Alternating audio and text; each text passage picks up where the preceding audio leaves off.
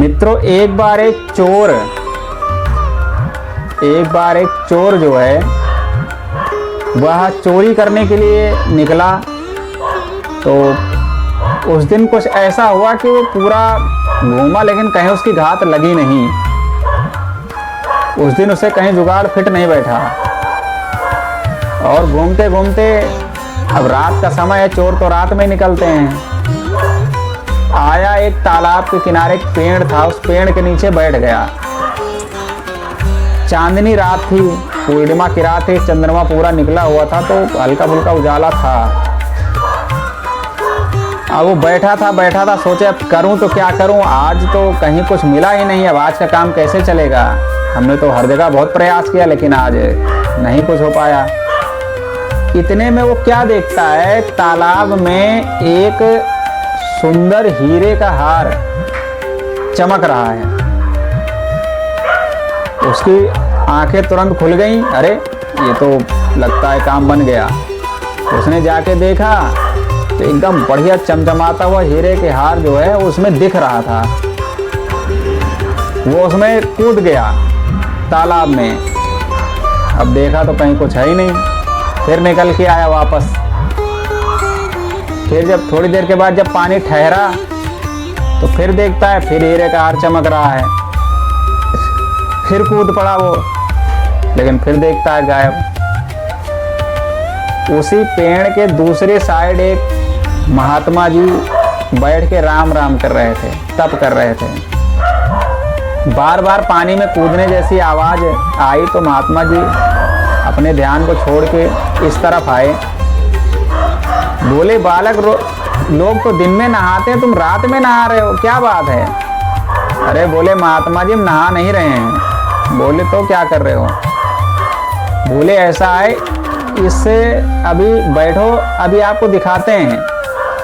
इस तालाब में एक सुंदर हीरे का हार दिख रहा है, लेकिन जब हम खोदते हैं पाने के लिए तो गायब हो जाता है। हम बहुत मेहनत कर रहे हैं इसमें, सारे हमारे कपड़े भी भीग गए हैं, ठंड का महीना और है, इतनी मेहनत हम कर रहे हैं लेकिन हार गायब हो जाता है।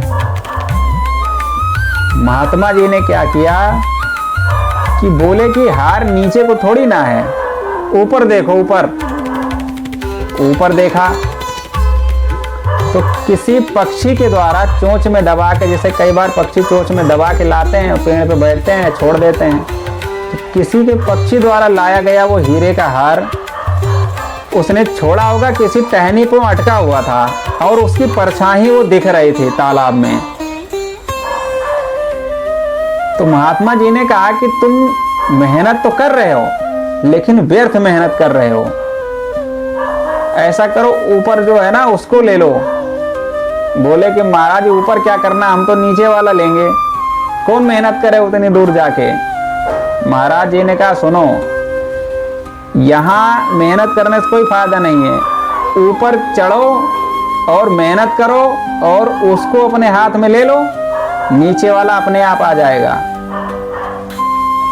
चोर की समझ में बात आ गई। चोर पेड़ पे चढ़ा, मेहनत किया और उसने उस हार को उतार के अपने हाथ में लिया और नीचे आया, देखा तो कुछ है ही नहीं, क्योंकि वो तो उसकी परछाई थी। अब महात्मा जी ने उस चोर से कहा कि ये तो रही हार की बात, अब मैं तुम्हें असली बात बता रहा हूं। बोले, क्या। बोले, हार के माध्यम से तुम्हें बड़ी सीख मिलने वाली, तुम्हारा जीवन बदल जाएगा। बोले, बताओ महाराज जी। बोले, ये तो हमने तुम्हें, भगवान ने सिर्फ तुम्हें हार के माध्यम से समझाया है।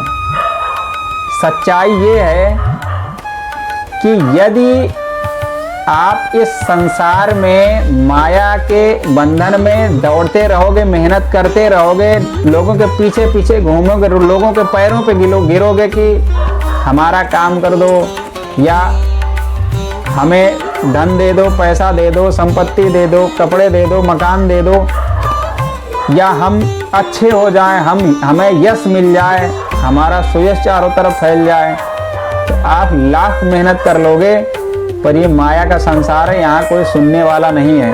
मेहनत करोगे लेकिन व्यर्थ की। अगर पकड़ना है ना तो ऊपर वाले को पकड़ो, ऊपर वाले मतलब भगवान। अगर आपने भगवान को पकड़ लिया ना तो आपको नीचे किसी को पकड़ने की जरूरत नहीं है, सब अपने आप तुम्हारे पास आ जाएंगे। उदाहरण के लिए जैसे किसी बड़े संत, बड़े महात्मा जी को देख लीजिए। जैसे हमारे पूज्य पाद श्री प्रेमानंद जी महाराज हैं, वो को थोड़ी किसी के पास जाते हैं, लोग उनके पास जाते हैं, क्योंकि उन्होंने माता श्री राधा रानी को पकड़ रखा है। अब वो कहीं नहीं जाते हैं, लोग उनके पास जाते हैं। इसलिए साधु महात्मा जी ने बोला, चोर से अगर पकड़ना है ना तो ऊपर वाले को पकड़ो, नीचे वाले सब अपने आप कंट्रोल में आ जाएंगे। उस दिन से चोर का हृदय परिवर्तित हो गया और उसने चोरी का, जो उसका काम था, चोरी का धंधा था, उसने उसको छोड़ करके और राम भजन में लग गया। और धीरे धीरे धीरे धीरे करके वह महात्मा जी का शिष्य बन गया और एक बढ़िया सुंदर सा साधु हुआ आगे चल के।